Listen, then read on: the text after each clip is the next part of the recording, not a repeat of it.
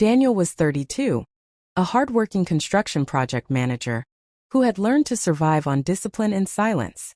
Life had taught him to build walls, not dreams.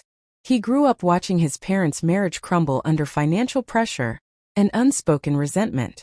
From a young age, Daniel promised himself he would never rely on anyone emotionally.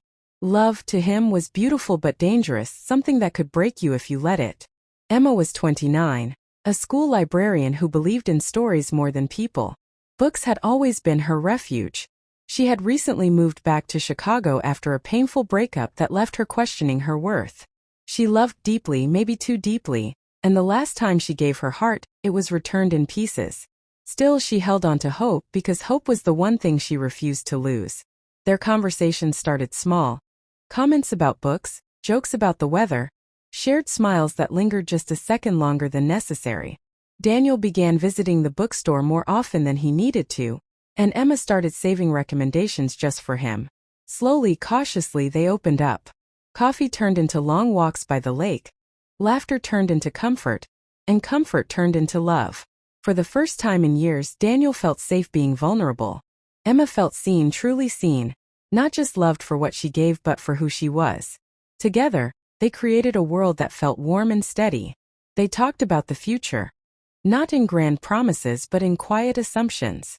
Felt real, felt right. But love is rarely tested when things are easy. The first crack appeared when Daniel was offered a major promotion that required relocating to New York. It was everything he had worked for. A chance to secure his future and finally escape the financial instability he feared so deeply.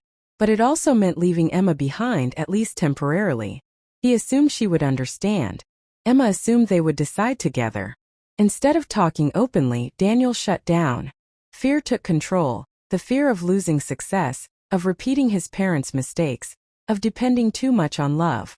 Emma felt the distance immediately. She tried to communicate, to reassure him that they could make it work. But Daniel responded with silence and uncertainty. Arguments replaced laughter. Doubt replaced trust. Emma began to feel like she was fighting alone, while Daniel felt trapped between ambition and love. One night, after a particularly painful argument, Daniel said the words he would regret for the rest of his life, that maybe love wasn't enough. Emma didn't cry in front of him. She simply nodded, packed her things and walked away. The months that followed were the hardest of their lives. Daniel moved to New York, throwing himself into work, believing success would fill the emptiness inside him. It didn't. Every achievement felt hollow. Every night he replayed moments with Emma, the way she laughed, the way she listened, the way